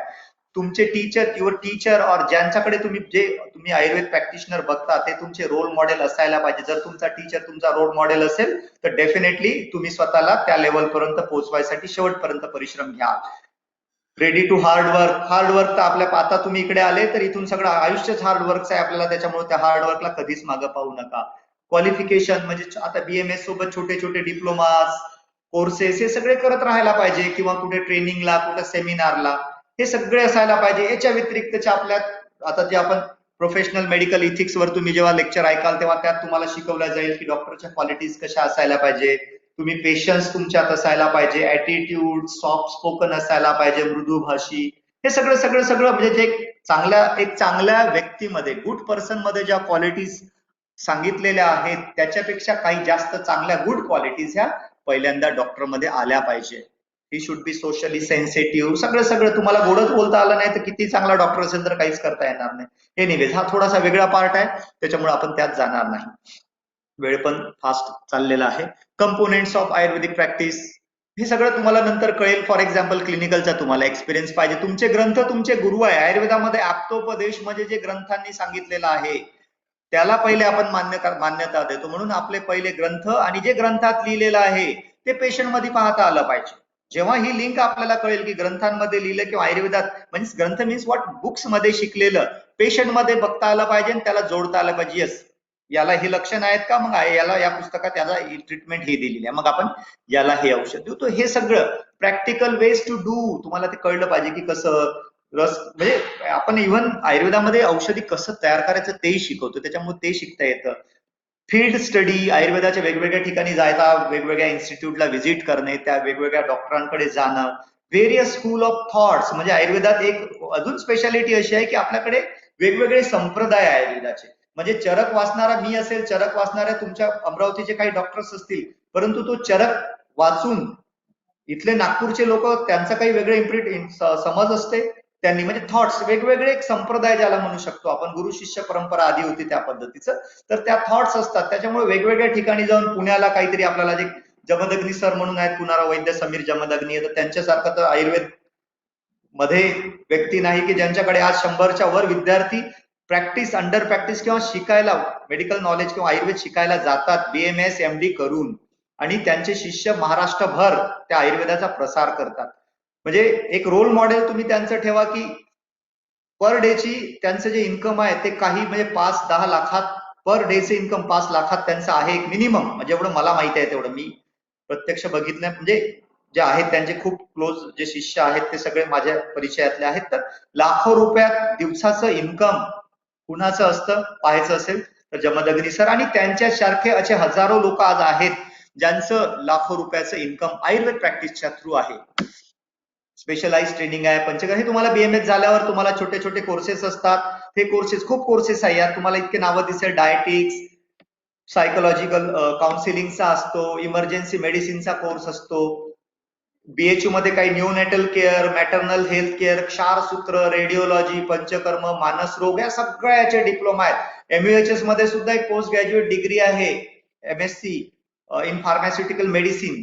तर ह्याच्यामध्ये सुद्धा या फार्मास्युटिकल मेडिसिन मध्ये पोस्ट ग्रॅज्युएट केलेले बरेच BMS माझे जे स्टुडंट्स किंवा कलिग्स आहेत, ते कलिग्स आज फॉरेनला आहेत, मोठमोठ्या कंपन्यांच्या CEO च्या पोस्टवर काम करत आहे. जेनेटिक्सचा कोर्स आज रिसेंट ट्रेंड मध्ये आहे.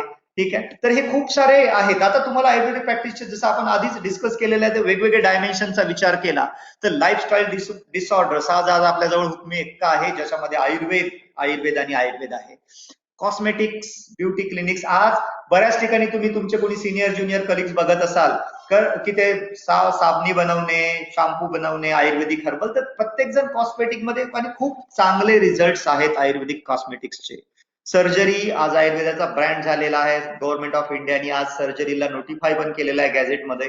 त्याच्यामुळे मध्यंतरी थोडासा वाद पण झालेला आहे आणि तो वाद तुम्ही सगळे ऐकत असेल. Skin and beauty clinic, rheumatology, joint pain, diabetology, cancer सारख्या याच्यामध्ये आज कॅन्सरवर लाखो करोड रुपयाच्या इन्व्हेस्टमेंट आहे. नागपूर सारख्या ठिकाणी गेल्या 5 वर्षात जवळपास 10-12 मोठ्या म्हणजे मल्टी करोड कॅन्सर इन्स्टिट्यूशन्स उभ्या झालेल्या आहेत. तर या सगळ्या मध्ये आयुर्वेद एक आपलं प्रिव्हेंटिव्हचं अस्तित्व ठेवतं. कॅन्सर सारख्या ठिकाणी तुम्हाला खूप स्कोप आहे. त्याचं तुम्ही लाईफ एक्सपेक्टन्सी वाढवू शकता. किमोथेरपीने होणारे साईड इफेक्ट्स, त्याच्यामुळे त्याच्या शरीरावर होणारे दुष्परिणाम हे टाळण्यासाठी आपले बरेच आयुर्वेदिक, आपण म्हणत नाही की कॅन्सर दुरुस्त करून देणार, पण आपण डेफिनेटली हे म्हणू शकतो की यस, कॅन्सरच्या ट्रीटमेंटमुळे तुम्हाला जो त्रास होत आहे, तुम्हाला जर एका डॉक्टरने म्हटलं की तुमची लाईफ 6 महिने राहिली, तर डेफिनेटली माझ्या औषधाने मी तुमची 6 महिन्याची लाईफ आणखी वाढवून द्यायचा प्रयत्न करू शकतो. हे सुद्धा आपलं सक्सेस आहे. त्याच्यासाठी त्याच्या लाईफचा 1 महिना वाढवणं, 2 महिने, 6 महिने, वर्ष, लाईफ एक्सपेक्टन्सी त्याची वाढवू शकतो आपण. तो हे सगळ्या गोष्टी आहेत. आज बऱ्याच सेक्टरमध्ये आयुर्वेदाच्या रिक्वायरमेंट आहे. Management section, administration, basic sciences. आज काल परवाच तुम्ही व्हॉट्सअपवर, तुम्ही तर नसेल बघितलं, पण आमच्या याच्यात IIT मुंबईच्या याच्यामध्ये PhD कोर्स आलेला आहे. तर वेगवेगळ्या PhD बायोसायन्सेसच्या कोर्समध्ये त्यांनी एलिजिबिलिटीमध्ये MD आयुर्वेद जे आहेत, post graduate in Ayurvedic studies, त्यांना सुद्धा IITनी एंट्री देणं सुरू केलं की यस, तुम्ही आमच्याकडे येऊन PhD करा आणि बायोसायन्सेस, बायोमेडिकल सायन्सेस मध्ये आयुर्वेदाच्या लोकांनी येऊन रिसर्च करा. सो बेसिक सायन्सेसच्या व्यतिरिक्त सुद्धा क्लिनिकल रिसर्च मध्ये आज स्कोप आहे. Pharmaceutical sciences, Indian Sanskrit and Indian sciences, intellectual property right, patents.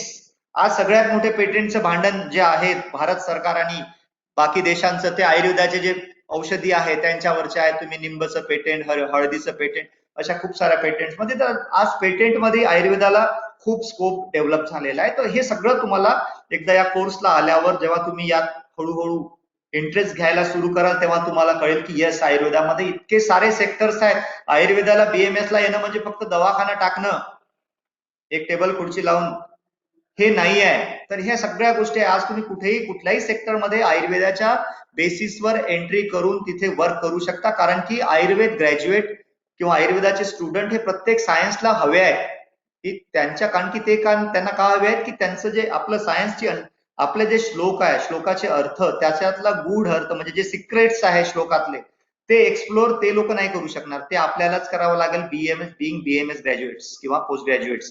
तर ते सिक्रेट्स त्या एक्सप्लोर करून देणारे आपण असतो.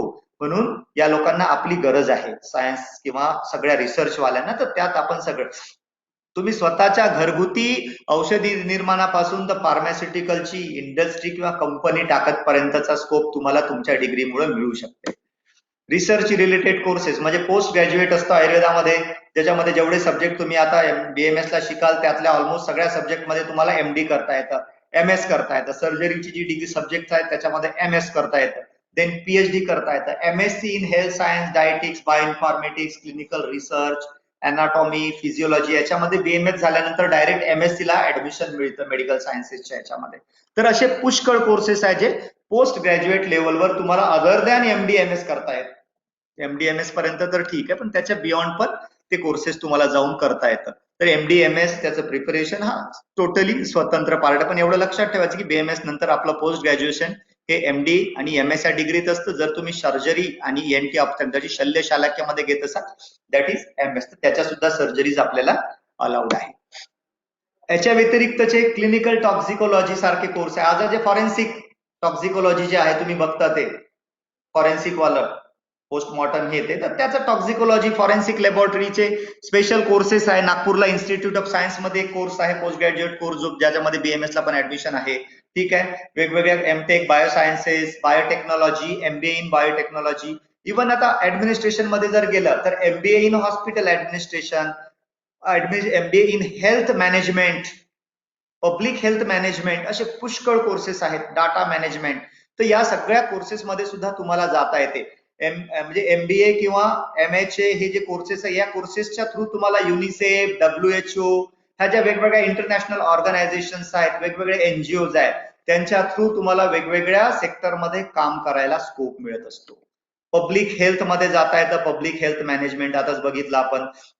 Mastery Tata institute of social sciences या सगळ्या याच्यामध्ये काम करता येतं. गव्हर्नमेंटमध्ये मेडिकल ऑफिसर, 108, कोविड केअर. आज कोविड केअरचं जे बघितलं मध्ये मुंबईला कोविडचं जेव्हा वाढलं होतं तेव्हा 1000 जागा निघाल्या, तर 1000 पैकी जे मॅक्झिमम BMS डॉक्टरांनी त्या जागा जॉईन केलं, MBBS वाले त्याला आलेच नाही. त्याच्यामुळं पब्लिक हेल्थ मध्ये सुद्धा आज आपला दबदबा आहे की इमर्जन्सी सर्व्हिसेस किंवा पब्लिक हेल्थ मध्ये जर समोर येणारा डॉक्टर असेल तर हे BMS डॉक्टर्स आहेत. म्हणजे मोठमोठ्या हॉस्पिटल पासून तर गव्हर्नमेंटचं पब्लिक हेल्थ PSC पर्यंत हे सगळं BMSच्या भरोशावर रन होते. भलाही आपलं नाव समोर दिसत नाही, आपण बॅक स्टेज काम करणारे लोक असतो त्यात, परंतु रन करणारे आपणच असतो.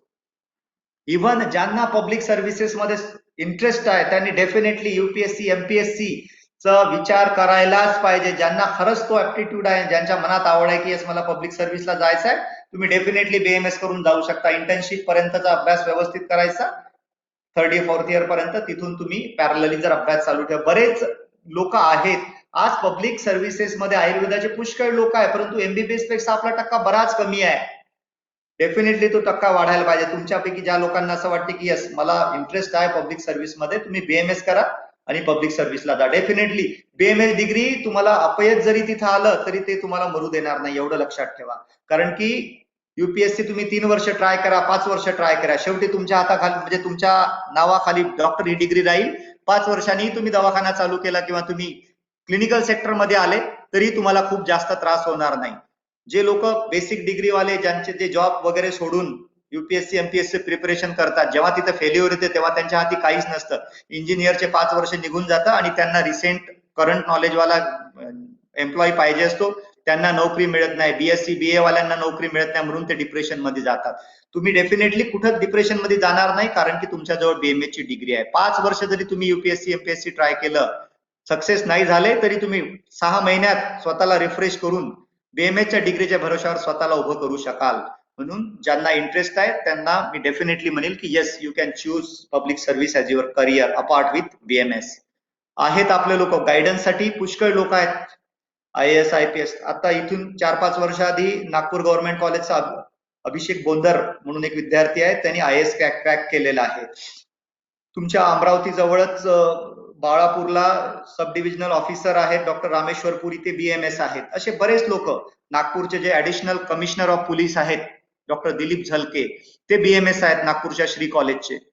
असे पुष्कळ लोक आहेत. मुंबईला जे मुंबई पोलीस मध्ये 2 पोलीस कमिशनर आहेत, sorry DCP deputy police commissioner, ते BMS आहेत. असे पुष्कळ लोक आहेत. आर्मी मध्ये बरेच लोक आहेत. परंतु आता आपण यात उतरायला पाहिजे आणि ज्यांना इंटरेस्ट आहे त्यांनी डेफिनेटली करिअर निवडायला पाहिजे. Medical journalism, sports medicine, pharmaceutical sciences, या सगळ्या याच्यात सॉफ्टवेअर कंपनीज मध्ये सुद्धा आपल्याला स्कोप आहे. जे टेक्नोसेव्ही असतील त्यांनी आपलं टेक्नोसेव्हीचं जे काही फॅड आहे ते कंटिन्यू करावं आणि यातनं जे सॉफ्टवेअर कंपन्या आहेत त्या निवडाव्या आणि त्यात जावं. आयुर्वेदिक फार्मास्युटिक्स मध्ये पण तुम्हाला इंटरेस्ट आहे. इन शॉर्ट मी आता तुम्हाला आय होप की जेवढं मी तुम्हाला सांगितलं त्यातनं तुम्हाला हे डेफिनेटली अगेन अँड अगेन हे कळलं असेल की BMS करणे म्हणजे एक टेबल खुर्ची लावून दवाखाना गळ्यात स्टेथो अटकवला की झालो डॉक्टर. हे नाही, याच्या व्यतिरिक्त इतकं सगळं सेक्टर तुमच्यासाठी ओपन आहे. गरज आहे की तुम्हाला त्यातला इंटरेस्ट डेव्हलप करायचा आहे आणि त्यात जायचं आहे. वेळ पुष्कळ झालेला आहे. मला असं वाटतं की I cross the limit. So I will conclude in short. So नेहमी लक्षात ठेवायचं की बिंग अ सक्सेसफुल, तुम्ही टॉपर आहे की बॅक बेंचरच आहे, यांनी तुमचं सक्सेस ठरत नाही. सक्सेस ठरतं की तुम्ही हार्ड वर्क करा. डेफिनेटली जरुरी नाही आहे. म्हणजे खूप एखादी विद्यार्थी असेल जो टॉप आला, जरुरी नाही की त्याला क्लिनिक मधलं सगळं कळेलच. सर्जरी तुम्ही 15 मार्कासाठी लिहिली, 15 पैकी 14 मार्क घेतले म्हणजे तुम्हाला ती सर्जरी करता आलीच पाहिजे असं जरुरी नाही. थेअरी लिहिणाऱ्यांना प्रॅक्टिकल सर्जरी करता येत नाही, तर कधी कधी प्रॅक्टिकल करणाऱ्यांना थेअरी लिहिता येत नाही. त्याच्यामुळं स्वतःची स्ट्रेंथ तुम्ही ओळखायची आहे आणि ती स्वतःची स्ट्रेंथ ओळखून तुम्हाला करिअर चूज करायचं आहे. त्याच्यामुळे टॉपर, बॅक बेंचर, ऑफकोर्स मी तर सांगितलं आहे की नॉलेज खूप महत्वाचं आहे. त्याच्यामुळं नॉलेज घेण्यासाठी तुम्ही नेहमी अग्रेसर राहणं खूप महत्वाचं आहे. ते सगळ्यात महत्वाचा पार्ट आहे. सो स्वामी विवेकानंदांनी म्हटलेलं आहे की arise, awake and stop not till the goal is reach. तुम्ही तुमचं गोल ठरवायचं आहे. इतके सेक्टर्स तुम्हाला दिलेले आहे आणि डेफिनेटली बेसिकली लक्षात ठेवायचं की या सगळ्या गोष्टी करण्यासाठी BAMS पास होणं आवश्यक आहे. नाहीतर सर मला IT मध्ये जायचं आहे, मला IAS बनायचं आहे, मी BAMS नाही शिकत. अभ्यास करून डिग्री घेणं महत्वाचं आहे. त्याच्यामुळे डिग्री पहिलं टार्गेट आहे, डिग्री अचीव करणं. त्याच्यासाठी तुमचं गोल ते आहे. त्यातही तुम्हाला चांगले मार्क मिळणं आवश्यक आहे, कारण की जेव्हा तुम्ही प्रोफेशनल फील्ड मध्ये जाता तेव्हा तुमची मार्कशीट सुद्धा बघितल्या जाते की यस तुम्ही फर्स्ट क्लास आहात का, डिस्टिंक्शन आहे का. सो हे सुद्धा महत्वाचं आहे. So your goal is clear. BMS degree, exam, first professional, second professional, third professional आहे. एक्झाम क्लिअर करणं हे तुमचं गोल आहे. त्या गोल साठी तुम्ही तोपर्यंत थांबायचं नाही जोपर्यंत तुमचं गोल अचीव करणार नाही. सो आयुर्वेद मध्ये आले तर तुम्हाला खूप एक सायन्स ऑफ लाईफ, आयुर्वेदाने तेच सांगितलं की इथे काय मिळेल तुम्हाला. क्वचित धर्म, क्वचित मैत्री, क्वचित अर्थ, क्वचित यथः, कर्माभ्यासम क्वचित चेती, नास्ती चिकित्सा निष्फला, आचार्य चरकांनी सांगितलेलं आहे. सो धर्म मीन्स तुम्हाला एक चांगला गुड डीड, एक चांगले कर्म त्याच्यातनं मिळू शकतं. सक्सेस मध्ये मैत्री मिळेल, लोक मिळतील तुम्हाला, पैसा मिळेल, सक्सेस यश मिळेल, प्रॅक्टिकल स्टडी मिळेल. त्याच्यामुळे काही ना काही मिळेल. चिकित्सा कधीच निष्फळ होत नाही. केलेली चिकित्सा म्हणा किंवा BMS तुमचा कधीच निष्फळ होणार नाही. तुम्हाला क्लिनिकल प्रॅक्टिस मिळू शकते, फार्मास्युटिकल मिळू शकेल, ऍडमिनिस्ट्रेशन मिळू शकेल, इंडस्ट्री मिळू शकेल, IT सेक्टर मिळू शकेल, पब्लिक सर्व्हिस मिळू शकेल. त्याच्यामुळं BMS नास्ती निष्फला ही गोष्ट लक्षात ठेवायची. हा एक खूप एन्शंट म्हणजे आयुर्वेद, त्या काळातल्या आयुर्वेदाचं एक आहे, आचार्य सुश्रुतांचा एक फोटोग्राफ तयार केलेला आहे की त्यावेळेस म्हणजे इथून 5000 वर्ष आधीचं जे ट्रॅडिशन आहे ते, त्या ट्रॅडिशन पासून तर आज आपण हायटेक क्लासरूम्स मध्ये आहोत. आज आपण डिस्टन्स लर्निंग ऑनलाईन मेथडनी करतोय. तुम्ही इथनं 150-200 किलोमीटर दूर आहे आणि मी तुमच्याशी बोलतोय. त्याच्यामुळं या स्टेप पर्यंत आज आपला आयुर्वेद पोहोचलेला आहे. त्याच्यामुळे डेफिनेटली इथून पुढचं युग याच्याही पेक्षा फास्ट राहील. So wish you all the best. सगळ्यांना माझ्या शुभेच्छा आहे. Definitely you admitted in a good college. एक चांगल्या कॉलेजमध्ये तुमची ऍडमिशन झालेली आहे. तुमच्या फॅकल्टीज, त्यांच्यावर विश्वास ठेवा आणि तुम्ही आपलं करिअर यशस्वीपणे ठेवा. धन्यवाद. दिस is my institute, Bhausaheb Mulak Ayurveda college, गोटीगोटी. Thank you. Thank you, sir. Thank you, sir. Hello. Thank you, sir. Thank you, sir. Thank you, sir. Thank you, sir. Thank you, sir. Thank you, Thank you, sir. sir. Thank you so much. Thank you, sir. Thank you so Thank much. you, sir. Thank you so much, sir. काही queries असतील तर madam. All students are requested to ask their queries, if any.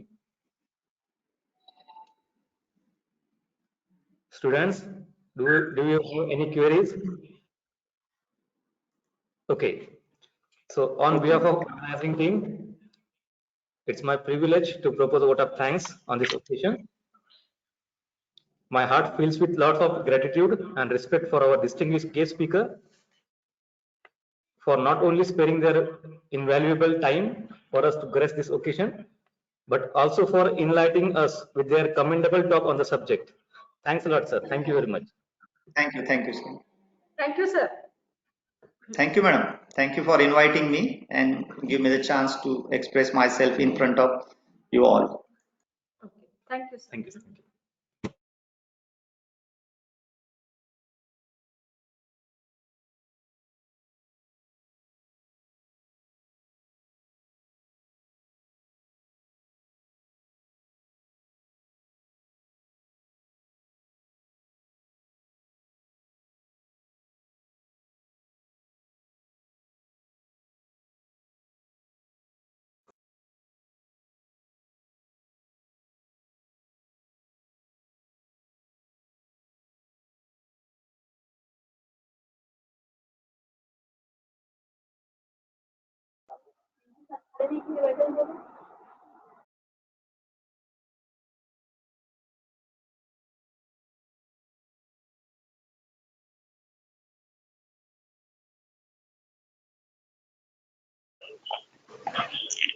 झाली का meeting?